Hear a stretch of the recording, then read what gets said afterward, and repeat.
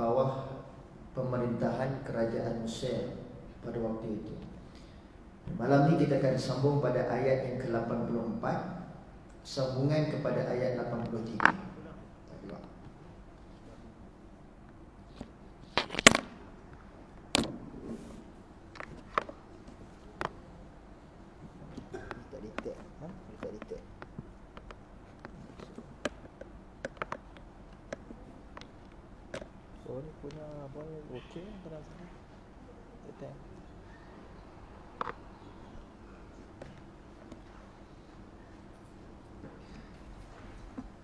Di dalam perbincangan yang lalu ayat 83, A'udzu billahi minasyaitonir rajim.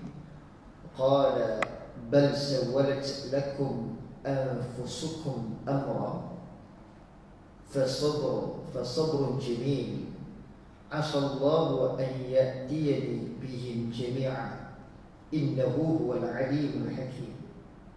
Yang bermaksud, Ya'qub berkata, yakni ayah kepada Nabi Yusuf, hanya dirimu sendirilah yang memandang baik perbuatan yang buruk itu.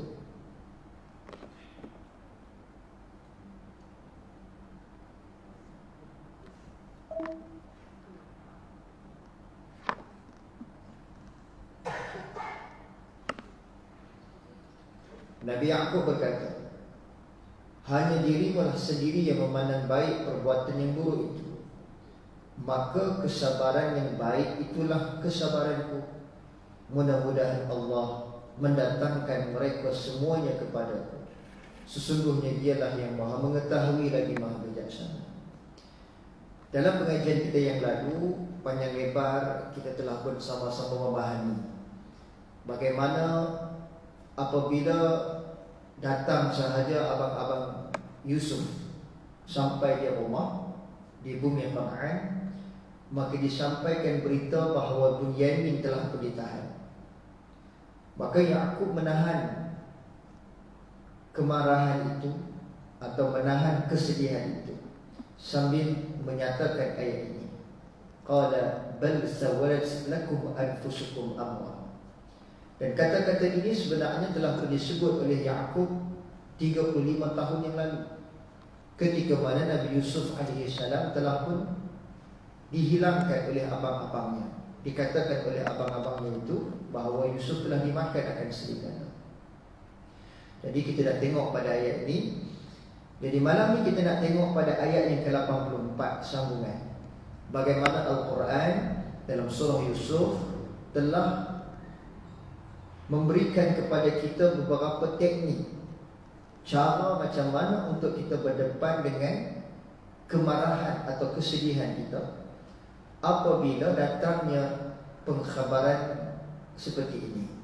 Jadi kita nak kena buat apa bila datang pengkhabaran seperti ini, di luar daripada kemampuan, di luar daripada kekuasaan kita untuk mengawal. Kita dah tak boleh nak buat apa-apa dah. Dan Nabi Ya'qub sedia maklum bahawa Bunyamin ini, anaknya yang paling kecil ni, anak yang disayangi ini, memang akan ada satu peristiwa yang berlaku kepada Bunyamin. Dan macam mana nak buat? Ayat yang ke-84 menceritakan bahawa wa tawalla anhum wa qala ya asafa ala yusufa wa yaddat aynahu min al-huzni fahuwa al-azim. Dan bapa mereka, yakni Nabi Ya'qub, pula berpaling dari mereka kerana berita yang mengharukan itu atau berita yang menyedihkan itu, sambil berkata, aduhai sedihnya aku kerana Yusuf, dan putihlah dua belah matanya disebabkan ratak tangis duka citanya, kerana ia orang yang memendamkan marahnya di dalam hati. Baik, tuan-tuan dan puan-puan, muslimin muslimat yang dirahmati Allah sekalian, ini kaedah yang pertama Quran ajak kita. Bila datang saja peristiwa yang menyedihkan dan ia di luar daripada kemampuan kita untuk mengawalnya, tak boleh nak ubah. benda tu telah pun ditakdirkan oleh Allah berlaku. Maka pertama, daripada situasi yang ditunjukkan oleh Allah dalam ayat ini, bagaimana Nabi Ya'qub menguruskan perasaannya, menguruskan emosinya. Hari ini dia panggil emotional management, pengurusan emosi. Quran lagi awal ajak benda ni. Pertama sekali, hendaklah menahan lisan daripada menutur kalam-kalam yang buruk, apatah lagi memaki hamun ataupun meraung-raung. Perhatikan bagaimana Nabi Ya'qub buat. Wa tawalla anhum, dan apabila berita tu sampai kepada Ya'qub, berita apa? Bunyamin kena tahan. Yang dalam pengajian kita yang lalu, kita dah lihat macam mana Nabi Ya'qub pada awalnya tak mau lepaskan Bunyamin pergi dengan abang-abangnya. Masih ingat? Kan?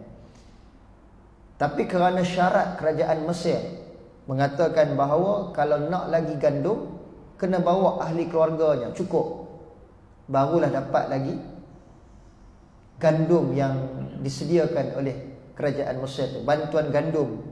Dalam situasi pada waktu itu, kerajaan Mesir hanya satu-satu sahaja kerajaan pemerintah yang ada lebihan gandum dan boleh membantu kawasan-kawasan di luar sekitar kerajaan Mesir itu. Nak gandum lebih, kena bawa ahli keluarga. Tak bagi, tak bawa, tak dapatlah gandum. Jadi situasi yang terdesak ini menyebabkan Nabi Ya'qub terpaksa melepaskan Bunyamin pergi. Tapi dalam keadaan Nabi Ya'qub sedar bahawa akan berlaku satu peristiwa terhadap Bunyamin, sama seperti mana berlakunya keadaan terhadap Yusuf 35 tahun yang lalu. Jadi bila benda tu berlaku sungguh, bila mai abang-abang dia habaq kata Bunyamin kena tahan, tak boleh balik, kesedihan yang sangat kuat berlaku kepada Ya'qub. Dan perkara pertama yang dibuat ialah watawalla anhum, yakni berpaling daripada mereka. Dan pergerakan berpaling wajah ni, benda ni sebenarnya adalah benda yang fitrah kepada manusia. Kita tak suka, memang kita tak tengok muka kita akan berpaling daripada itu. Benda yang kita tak suka, ini fitrah. Sama dalam surah Al-Kahf, gambaran yang Allah bagi ketika mana dua orang sahabat yang ada dua kebun tu, pemilik kebun tu, salah seorang tu kebun dia rosak, kering disebabkan air sungai yang dikeringkan oleh Allah Ta'ala itu. Ketika saat itu Allah Ta'ala gambarkan tangannya digerak-gerakkan. Tak disebut dengan mulut, tapi tangannya digerak-gerakkan sebagai tanda bahawa habislah, tak ada apa dah aku ni. Ini pergerakan, dia panggil pergerakan universal. Semua manusia, tidak kiralah bangsa apa pun, atas nama manusia, al-insan, maka geraknya sama. Benda yang dia tak suka, dia akan berpaling daripadanya. Dan Nabi Ya'qub melakukan benda yang sama. Maknanya berpaling daripada tengok muka anak-anak dia tu, kerana peristiwa yang menyedihkan ini. Wa qala, sambil Ya'qub berkata, ya asyafa ala Yusuf. Baik, dekat sini ada benda yang agak tricky sikit. Aduhai, sedihnya aku kerana Yusuf. Sedangkan yang hilang tu, bukan yang hilang, yang ditahan itu adalah Bunyamin. Yang tak balik ke rumah tu dua orang, Bunyamin dan juga abang yang sulung, yang disebut dalam Israiliyat ni, kitab-kitab Israiliyat ni, nama abang sulung ni adalah Rubail. Tak tahu betul ke tak. Sebagai rekod kita, takut kita keliru, kita buhlah nama satu, abang sulung tu Rubail, mengikut Israiliyat. Mungkin nama lain, kita tak tahu. Jadi yang tak balik Rubail, yang ditahan kerajaan Mesir Bunyamin. Tiba-tiba, sedihnya aku kerana Yusuf. Kalau kita ni tak duk petik nama orang 35 tahun lah, yang tak tahu status apa jadi kepada Yusuf itu. Yang disebut kesedihan tu adalah Yusuf. Dia mai balik kepada Yusuf. Wabyaddat, abyad adalah bermaksud putih. Masjid abyad maknanya putih. Putih ainahu, kedua matanya. Berdasarkan kepada ayat ni, fahamlah kita ada dua maksud di situ. Pertama, ada sebahagian kitab-kitab sirah menyebut bahawa Ya'qub ketika mana situasi ini berlaku buta, matanya buta. Tetapi Syekh Saleh Abdul Fattah Al-Khalidi menolak pandangan ini kerana perkataan abyad aina. Kalau buta, belum tentu. Ya betul, ada orang buta mata dia putih, dan ada juga orang yang buta matanya tidak putih. Jadi abyad ainah ini lebih menunjuk kepada matanya itu dalam keadaan yang sakit. Ada benda yang tidak kena pada matanya. Cuma adakah ia sampai ke tahap buta? Maka itu dipertikaikan. Boleh jadi rabun, boleh jadi tidak dapat, dia jadi samar-samar. Dia bukan buta tapi samar-samar. Nak kata cataract ke, tak tahu lah istilah kita hari ni kan. Tapi Quran sebut abyad aina. Dia tidak direct sebut mata Ya'qub buta. Tidak disebut perkataan buta di situ. Tapi yang disebut abyad aina, nak tunjukkan boleh sahaja Allah Ta'ala nak kata mata Ya'qub buta, tapi tak disebut buta. Sebaliknya diberikan ciri-ciri keadaan matanya itu putih. Maka Syekh Saleh kata tidaklah sampai kepada buta. Sebaliknya ia hanyalah kepada gambaran matanya sakit, tidak normal seperti mana biasa, yang mungkin kesannya samar-samar. Minal huzni, berlakunya mata itu putih adalah kerana al-huzn, kerana sedihnya. Sedihnya yang melampau-lampau. Dan kerana ada alif lam di situ, al-huzni, al-huzn, maka ia menunjukkan kesedihan itu, yakni merujuk kepada peristiwa kesedihan itu sahaja, yakni peristiwa kesedihan berpisahnya antara Ya'qub dengan anaknya Yusuf. Fahuwa kazim, dan perkara yang kedua, timbulnya sedih itu kerana dialah orang yang paling kazim, yakni menyimpan marah dalam hati. Jadi perkataan kazimun itu nak menunjukkan perbuatan Ya'qub yang simpan, kesan menyimpan lama dalam jiwanya itu marah. Marah kat siapa ni? Marah atas perbuatan anak-anaknya, perbuatan abang-abang Yusuf, yang pada awalnya dahulu 35 tahun yang lalu menipu. Dan penipuan itu memang terang-terang penipuan, memang nampak jelas penipuan. Tetapi Ya'qub tak boleh sebut kepada anak-anaknya itu adalah penipuan. Satu, bukan senang tuan-tuan. Kita tahu benda tu tipu, tapi nak habaq tak boleh. Kan? Kita tahu benda tu tipu, tapi nak habaq dekat orang hak tipu kita tu, hang tipu, tak boleh. Benda-benda macam tu yang payah. Kita tahu benda tu salah, tapi nak habaq dekat orang tertentu tu salah, tak boleh. Pasal banyak sebab. Bos kita kerja dengan dia, terikat dengan banyak benda, menyebabkan kita terpaksa menyimpan benda begitu dalam perasaan kita. Kazim. Maka apabila bercampurnya dua situasi itu, sedih campur dengan nak sebut ataupun nak jelaskan marah tu kepada anak-anaknya tak boleh, maka kesannya adalah kepada tubuh badannya sendiri, sampai matanya dalam keadaan yang putih. Quran sebut mata putih. Mungkin tuan-tuan perempuan dapat version cerita, kata Ya'qub ni matanya buta, teriak sampai buta. Maka tidaklah sampai ke tahap itu, kata Syekh Saleh Abdul Fattah Al-Khalidi. Baik, apa lagi pandangan yang kita dapat lihat pada ayat 84 ni? Antara lain ialah tak salah untuk menangis. Untuk menangis ni bukan satu kesalahan, bukan satu dosa. Menangis kerana sedih bukanlah satu kesalahan. Dan boleh tak menangis sampai bengkak mata, kesan kepada fizikal.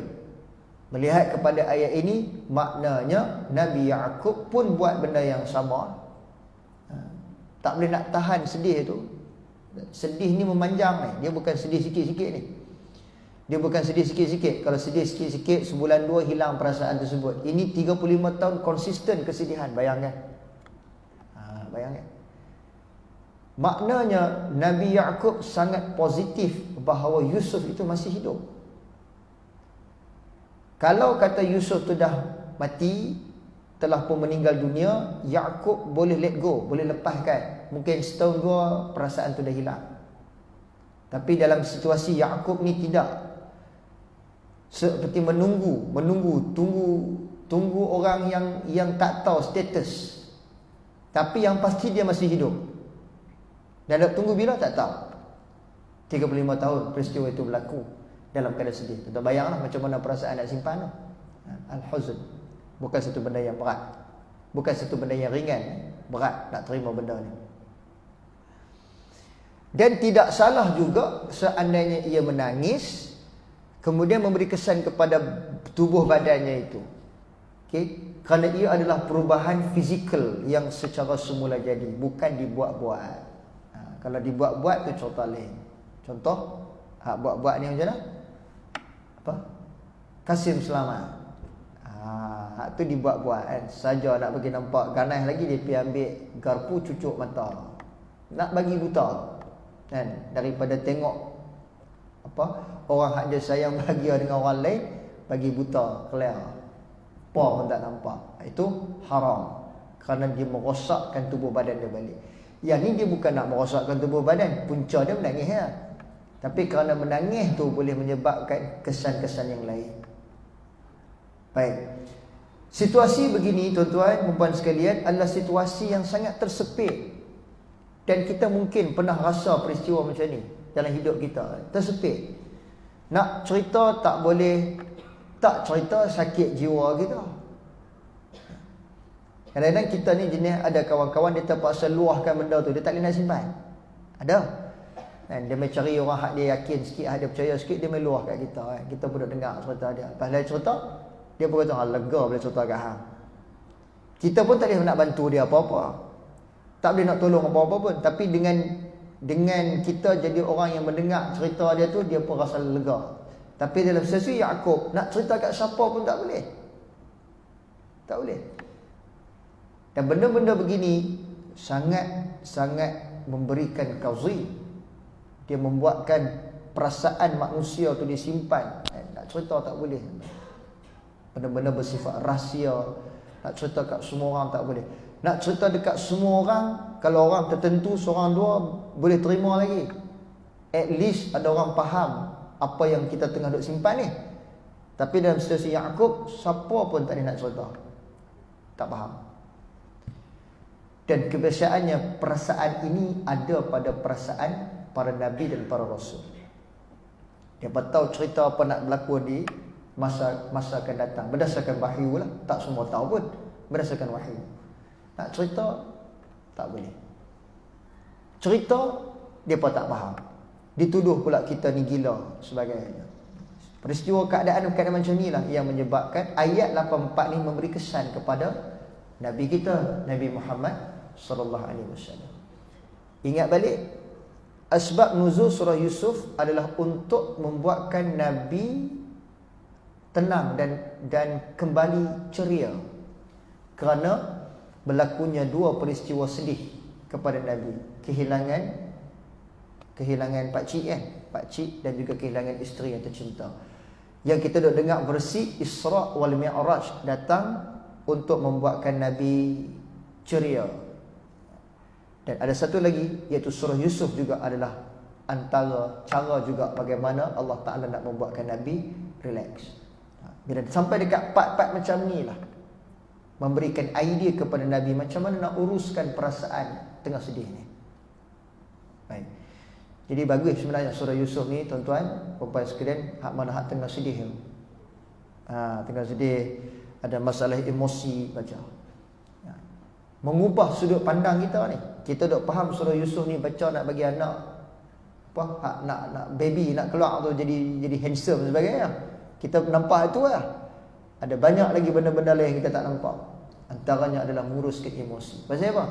Orang yang menguruskan emosi dengan baik dilihat indah. Sebab itu surah Yusuf ni dia tak fokus pada fizikal. Dia fokus kepada emosional, perasaan, akhlak, yang ditunjukkan, manners yang ditunjukkan oleh Yusuf itu yang dikatakan indah. Baik, step yang kedua. Qalu tallahi tafta'u tadhkuru Yusufa hatta takuna haradan aw takuna minal halikin. Mereka berkata, yakni anak-anak Yaqub, abang-abang Yusuf, demi Allah, ayah ni tak habis-habis ingat kepada Yusuf sehingga ayah menjadi sakit merana atau menjadi daripada orang-orang yang binasa. Okay. Bila Nabi Yaqub sebut perkataan tadi, iaitu ya asafa ala Yusuf, ya asafa ala Yusuf, aduhai sedihnya aku kepada Yusuf. Duk tak duk teringat dekat Yusuf ni. Bunyamin yang kena tahan, Rubail yang tak balik. Nama lain yang disebut. Kalau kita tuan-tuan kata nyanyok dah. Apa ni ayah ni nyanyok ni. Orang lain yang tengah ada masalah, nama anak lain pula hak disebut. Jadi anak-anak dia hak dia pun sebut benda yang sama. Qalu tallah, demi Allah, tafta'u tadhkuru Yusuf, ayah ni tak habis-habis teringat dekat Yusuf. Hatta takuna harada, sampai rosak. Harada ni sakit merana, sampai rosak ayah ni, duk teringat sangat tu. Au takuni minal halikin, atau ayah ni tak lama lagi akan menjadi orang yang halikin, orang yang binasa, orang yang rosak. Harada lebih kepada sifat, halikin termasuk dalam golongan orang-orang yang rosak. Sebab tu dia gunakan jamak, halikin jamak dan ada alif lam. Maknanya ada sekumpulan manusia yang memang rosak, yang memang telah pun rosak, yakni orang yang sudah tak memberikan manfaat apa-apa lagi. Harada adalah satu keadaan yang berlaku kepada, sifat yang berlaku kepada Nabi Yaqub itu. Jadi step yang kedua yang diajar dalam Quran ialah apabila kita tengah marah, nak tunjukkan marah tu tak boleh, maka alirkanlah rasa marah tu di tempat yang betul. Tuan-tuan dan sekalian, nak marah ni senang kan? Tapi nak marah di tempat yang betul, yang ni yang susah. Tuan-tuan perasan tak? Nak marah ni senang kan? Kan payah mana pun nak buat marah tu. Kan? Buat cengeng sikit, up suara sikit, marah. Tapi kita nak memilih marah waktu bila, dan marah mesti di tempat yang betul, yang ni yang payah. Kadang-kadang kita rasa macam situasi ni nak kena marah dah, tapi pada orang lain kita tak payah marah lagi, relax cukup. Macam mana tu? Ada orang kata tempat ni tak payah marah, kita nak marah dah. Nak marah di tempat yang betul, waktu bila sepatutnya marah di tempat yang betul? Ada orang tak dandan, marah sepanjang masa. Ada orang tak pernah marah langsung, bila dia nak marah pun tak tahu.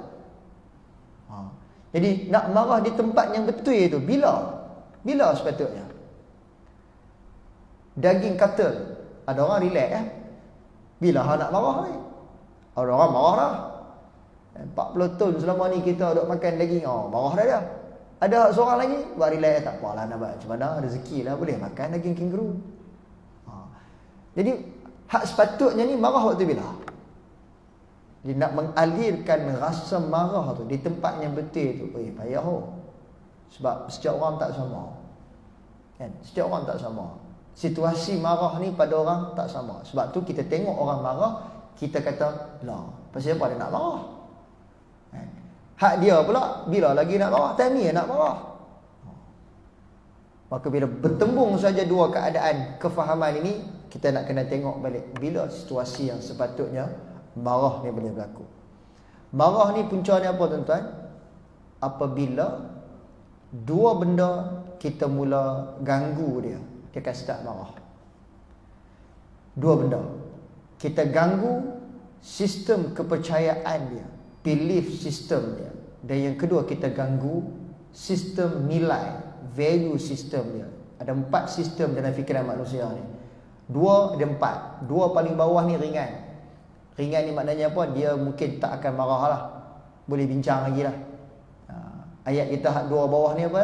Benda boleh bincang, buat apa gaduh. Dua bawah ni. Apa dia dua bawah ni? Pengalaman dan juga decision making, keputusan. Dua benda ni. Bawah ni. Boleh bincang lagi. Kalaupun dia dah buat satu keputusan, tapi ada keputusan yang lebih baik daripada itu, dia boleh terima. Macam nak marah pada awalnya, sebab dia dah buat keputusan. Tiba-tiba main pula ada satu lagi, dia kata, baik kita buat macam ni. Ada dua jalan, nak pergi kanan kan nak pergi kiri. Dia dah buat keputusan, kita pergi kanan. Main pula satu lagi pandangan, pergi kiri lagi bagus. Dia nak kena pilih tu. Hak tu kalau tak kena tu nak marah tu. Tapi kerana ada hujah yang kuat, tak apa kita pergi kiri. Dia boleh terima lagi. Pengalaman tak ada masalah. Pengalaman hang, pengalaman aku. Aku cerita pengalaman aku, hang cerita pengalaman hang. Kita kongsi. Sebab tu tak pernah orang marah bila cerita pasal pengalaman. Orang tak marah. Dua benda, hak bawah tu benda boleh bincang, buat apa gaduh.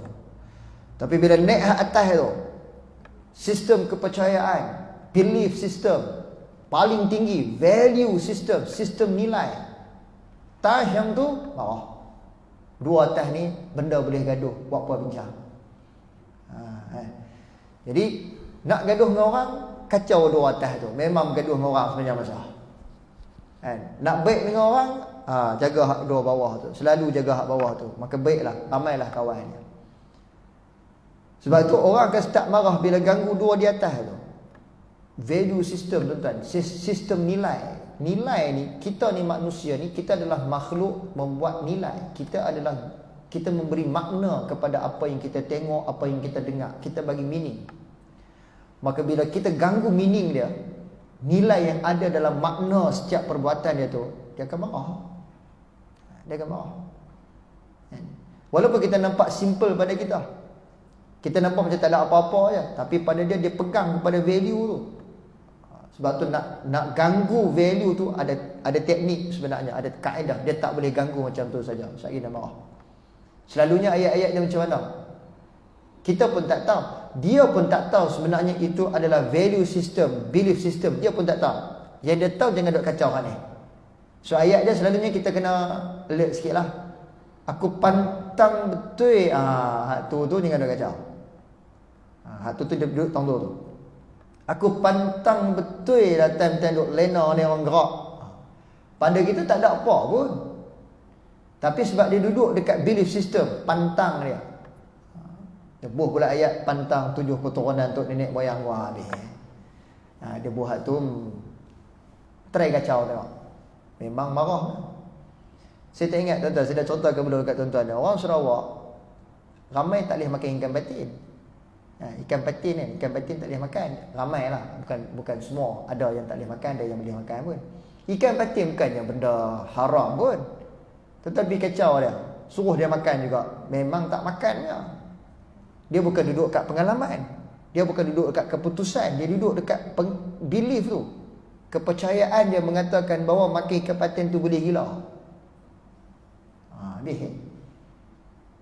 Saya biasa buat dalam dewan, saya tanya siapa makan ikan patin. Oh, ada yang angkat tangan. Siapa tak makan ikan patin? Oh, angkat tangan. Yang tak makan ikan patin pasal apa? Ada kata gila, ada memang tok nenek moyang tak pergi makan. Ada cerita pun, ada cerita. Ikan patin zaman tok nenek moyang depa dulu pernah buat perjanjian. Ikan patin tu menyelamatkan keturunan depa dulu. So, start pada tu tak boleh makan ikan patin sampai ke cucu cicit ni. Oh, jaga tu. Baik, tanya pula hak mana yang makan ikan patin? Hak mana hak kata gila makan ikan patin? Saya tanya pula, hak makan ikan patin pernah gila? Dia pun kata setakat ni kami makan okey lah. Tak ada masalah apa. Jadi betul ke ikan patin menyebabkan gila? Kalau betul menyebabkan gila, pasal apa geng ni makan tak gila-gila? Itu pasal apa tu? Nak kacau beli sistem tu. Kalau betul ikan patin penyebab gila, hak duk makan ni pasal apa tak gila-gila lagi? Betul ke ikan patin penyebab gila? Sengah. Baik, sekarang nak try makan tak? Tak boleh. Tetap tak makan juga. Nampak? Dia ada benda hak dia pegang tu. Dia seolah-olah macam ada meja, ada kaki meja. Saya baru bagi patah satu meja, satu kaki. Apa dia? Ikan patin penyebab gila. Kita patahkan, betul ke penyebab gila? Sebab ada hak makan tak gila-gila pun, duk ada lagi 3. Nak kena cari pula tu, kaki tu apa dia pula? Kaki ketiga, kaki keempat. patah 4-4 tu, baru meja ni prum. Baru apa hak dia pegang tu anak. Tapi tak apalah, at least satu kaki dah patah, goyanglah. Goyang, tapi dia pegang lagi tu. Tapi goyanglah. Nak kena pergi cari lagi lah. Itu kaedah kalau kita nak berdepan dengan belief system. Kalau terus pergi dekat dia, hang makan ikan batin ni bukannya benda berdosa, boleh makan, marah. Hang tak faham. Kita ni sama-sama kita ni ada ni, dia pantang larang ni ada. Pada kita biasa tak boleh duduk atas bantai satgi bisui. Bisa dengar? Kan? Tak boleh duduk atas bantai satgi bisui. Tuan-tuan, tanya doktor-doktor medik kita, betul ke bantai penyebab bisui? Ke bakteria penyebab bisui? Saya dia kata, bukan sebab bantai tu, dia bantai ni sebenarnya duduk ketang kepala, jadi buah kat mongkok tu tak kena lah. Tu cerita sebenar. Hak pi ke bisui tu pasal apa? Mesti ada sebab tu. Pasal pun nak pi ke bisui. Tok nenek moyang kita banyak dah buat benda-benda lagu tu kan. Tak boleh kapir kuku waktu malam. Kan? Tanya pasal apa? Tak baik. Dia pi tahu tu ya, tak baik pasal apa? Tak ada jawapan. Habis komat kita tengok tanya banyaklah. Banyak benda yang kita pegang kepada satu prinsip, satu nilai atau satu kepercayaan yang kita sendiri pun tak tahu pasal apa. Baik, itu punca marah. Yang ketiga, qala innama ashku bathi wa huzni ila Allah. Nabi Yaqub yang berkata, yang menjawab, sesungguhnya aku hanyalah mengadukan kesusahan dan duka citaku kepada Allah, ilallah wa a'lamu minallah, dan aku mengetahui dengan perantaraan wahyu daripada Allah, ma la ta'lamun, apa yang kamu tidak mengetahuinya. Step yang ketiga, tuan-tuan dan puan-puan sekalian, bila kita sedih, kita nak marah tak boleh, mengadulah kesusahan dan kedukaan hanya kepada Allah. Yang ini penting ni. Hari ni ramai orang mengadu kesusahan dan kedukaan dalam Facebook. Type panjang-panjang dalam tu kepada Allah. Dan tengok macam mana indahnya Quran merekodkan ini. Innama ashku bathi. Bathi ni tuan-tuan, maknanya kesusahan yang dah berlaku sebelumnya, yang membawa sampai ke hari ini. Huzni, kesedihan yang berlaku, kedukaan yang berlaku baru-baru ni. So bathi merujuk, kata Syekh Salah, bathi adalah merujuk kepada peristiwa Yusuf yang hilang 35 tahun yang lalu. Huzni adalah merujuk kepada peristiwa Bunyamin yang baru hilang, yang baru dapat tahu tadi. Jadi tuan-tuan pernah ada peristiwa masalah sebelum ni tak selesai lagi, mai pula masalah baru. Bertimpa-timpa. Biasa? Tu rasa-rasa boleh handle ke tak tu?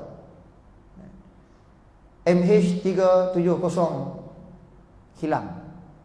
Hilang ke dia tembak? Hilang kan? MH17 yang dia tembak tu kan? Okay. MH370, bayangkan, ni saja saya rekod nak bagi faham. MH370 dalam tu ada adik-beradik kita. Selang beberapa bulan MH17 kena tembak. Dalam tu pun ada adik-beradik kita. Asal ke mana? Awak duk kena kat aku je ni. Bertimpa-timpa. Hak 370 pun tak jumpa lagi sampai gelar. 17 pula kena tembak. Macam itulah situasinya. Bila dia berturutan, maka basi merujuk kepada peristiwa yang dah berlaku, tak selesai lagi. Allahu a'lam, saya tak tahu. Orang Melayu kita ambil perkataan nikah jadi perkataan kita guna hari ini. Basi. Basi. Nasi tak boleh makan dah. Basi. Allahu a'lam. Basi bahasa Arab ke ataupun bahasa Melayu asal. Tapi berat dekat bahasa Arab sebab perkataan Melayu kita tak banyak. Kita banyak ambil Arab dengan campur dengan Cina sikit. Basi Arab. Basi ni benda hak lama, tak boleh makan dah. Kan? Nasi basi, mi basi, semua basi habis lah, tak boleh makan dah. Tak guna lah. Basi. Jadi kalau tuan nak sebut bahasa Arab boleh lepas ni. Sin tu jadi sa, lidah kena keluar sikit. Basi. Nasi basi. Macam tu. Kan? Nasi tu dah lama dah. Peristiwa tu dah berlaku lama dah. Dan tak selesai. Kalau selesai tak apa. Selesai. Tutup cerita. Tutup kes. Tapi untuk kes Nabi Yusuf ni tak selesai pun. Wahuzni baru jadi ni. Bayangkan dua benda tu double. Peristiwa yang berlaku double. Kan kedua-duanya tu membawa kepada kesedihan. Dua-dua tu. Dan tak ada tempat lain aku nak mengadu ilallah. Melainkan kepada Allah. Wa a'lamu minallah. Dan aku mengetahui perantaraan wahyu ni daripada Allah. Cerita-cerita yang berlaku ni. Apa jadi pada Yusuf. Apa jadi pada Bunyamin ni aku tahu. Kerana ia main daripada Allah. Ma la ta'lamun. Yang mana kalian tak tahu. Nabi Ya'qub sebut ayat ni kepada anak-anak dia. Setelah anak-anak dia tidak mempercayai kata-kata Nabi Ya'qub. Bahkan mula memperlekehkan. Perkataan halikin tu menunjukkan lekeh lah. Ayah ni apa ni? Ayah ni duk kira Yusuf ya. Nyanyok ke? Kalau kita lagu tu lah kot. Kan duk merepek apa ni? Yusuf dah mati dah 35 tahun yang lalu duk merepek apa ni? Maka Ya'qub tetap mengatakan bahawa dah aku tahulah apa yang hampa tak tahu. Kan? Aku tahu perantaraan wahyu, hampa tak tahu benda ni. Ini kesedihan yang menjadi fitrah kepada manusia. Imam Ar-Razi dalam kitab Mafatihul Gharib Mafatihul Ghaib mengatakan bahawa kesedihan yang baru, yakni kehilangan Bunyamin, ditambah dengan kesedihan yang lama yang tengah berlaku, iaitu kehilangan Yusuf alaihi salam, maka kesakitan menumbuhkan kesakitan yang lain dan ia menimbulkan kesedihan. Itu kata Imam Ar-Razi dalam tafsir Ar-Razi. Maka sebab itu bukanlah satu dosa apabila kita merasa sedih atau menangis akan sesuatu kejadian yang mengecewakan hati kita. Bukan satu dosa. Tak ada masalah kalau berlaku benda tu. So benda tu adalah benda yang normal. Tinggal lagi macam mana nak kawal kesedihan tu supaya dia tidak pergi kepada perkara yang merosakkan sampai ke tahap hilang keyakinan dia kepada Allah. Sebab itu step ketiga ni kembali balik mengadu kesusahan, kesedihan tu kepada Allah. Yang keempat, ayat terakhir kita malam ni, ya bani. Kita tengok perkataan tu, ya bani, wahai anak-anakku, jamak. Ya bunayya, seorang. Ya baniya, ramai. Dan perkataan ya bunayya atau ya baniya ini adalah panggilan kepada anak dengan bahasa yang lembut. Masih lagi lembut tu. Ya baniya. Bani ni maknanya anak-anak. Sebab tu Bani Adam. Bani Adam, keturunan Adam. Azhabu fatahassasu min Yusuf.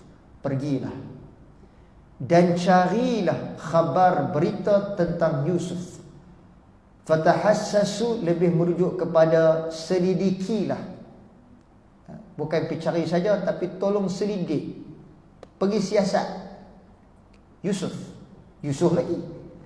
Wa akhihi, dan saudaranya. Dan akhi ini adalah merujuk kepada Bunyamin. Wala tayasu min ruhillah, dan janganlah kalian berputus asa dengan rahmat Allah. Rauh bacaannya adalah min rauhillah. Rauh adalah jamak kepada rahmah. Rahmah apabila dimuannaskan, min rauhillah, daripada rahmat Allah. Apa beza rauh dengan ruh? Ada beza. Rauh adalah jamak rahmat. Jangan kamu putus asa daripada rahmat Allah, tuan-tuan sekalian, sebab ramai orang sedih, ramai orang kecewa. Bila dia berlaku kecewa, sedih itu, apatah lagi berlakunya basi plus dengan huzni, maka dia akan mula berputus asa dengan Allah. Ini penyakit orang kita. Penyakit orang kita. Mungkin bila basi tak jadi apa lagi, dia tidaklah sampai nak putus asa kepada Allah tu sebab basi. Tapi dia mai top up satu lagi. Bertimpa-timpa ni, kalau orang kita guna ayat sudah jatuh di timpa tangga, sudah jatuh timpa tangga, tangga tu pula jatuh atas dia. Almari hak dia nak naik tu pun jatuh atas dia juga. Bertimpa-timpa. Nak abang punya kronik dia teruk kan. Keras dah tu. Bertimpa-timpa macam tu, boleh putus asa kepada Allah. Sebab kita ni memang bila diuji dengan ujian yang berat, bertimpa-timpa macam ni, maka ayat ni nak kena jaga. Wala tayasu min rauhillah, jangan berputus asa daripada rauhillah, daripada Allah, rahmat Allah. Innahu la yayasu min rauhillahi ilal qaum kafirun. Sesungguhnya tidak berputus asa daripada rahmat dan pertolongan Allah itu melainkan orang yang selalu putus asa dan juga selalunya terputus hubungan dia dengan Allah, nak mohon pertolongan, adalah kaum kafirun, adalah kaum orang yang kafir. Step yang keempat, ikhtiar. Selagi mana kita mampu ikhtiar dan tidak sekali-kali kita berputus asa dengan rahmat Allah. Baik. Tuan-tuan dan puan yang rahmat Allah sekalian, saya nak simpulkan begini ayat 87 ni. Apabila arahan daripada Yusuf, arahan daripada Yaqub kepada abang-abangnya, suruh pergi cari Yusuf, kan? Adhabu fatahassasu min Yusuf wa akhihi. Keluarlah daripada rumah ni, pergi cari Yusuf dan juga saudaranya, yakni Bunyamin. Dalam keadaan ayat 85 tadi, anak-anak dia sendiri pun tak confident bahawa ayah ni sebenarnya betul ke tak ni. Haliki ni adalah orang yang tak betul, orang yang tak sihat. Agak-agak bila ayah suruh pergi keluar cari Yusuf, dia pun nak keluar cari ke tak? Dia pun nak keluar pergi cari ke tak? Silap-silap dia pun duduk sama-sama mereka, ayah kita ni tak apa sihat lah ni, tua lah ni. Berapa ramai nak take serious? Itu soalannya. Nak ambil berat atas arahan ayahnya, ya bani yadhhabu fatahassasu min Yusuf wa akhi. Berapa ramai nak ambil berat? Berapa ramai? Kalau kita ambil berat, hebatlah. Tapi itulah, kita nak ambil berat kan? Sebab kita tahu ayah ni tak apa nak betul dah ni.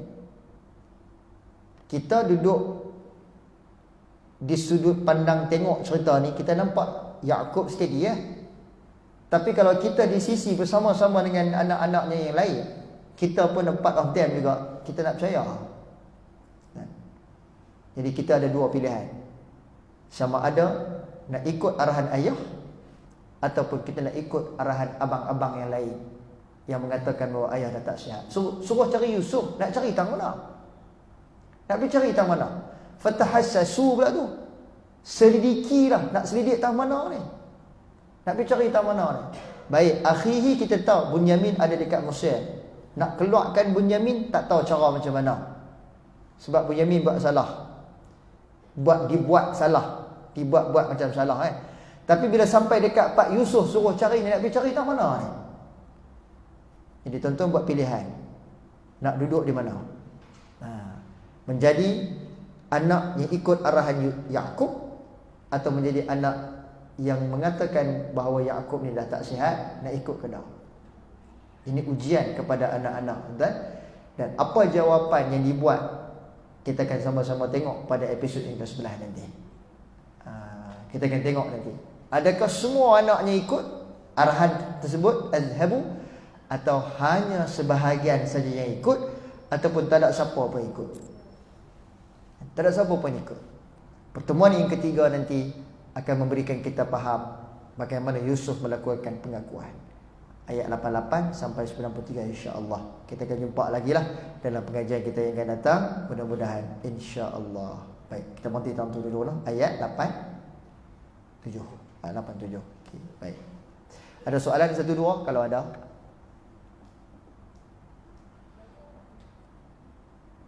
Tak ada. Allah Ta'ala a'lam.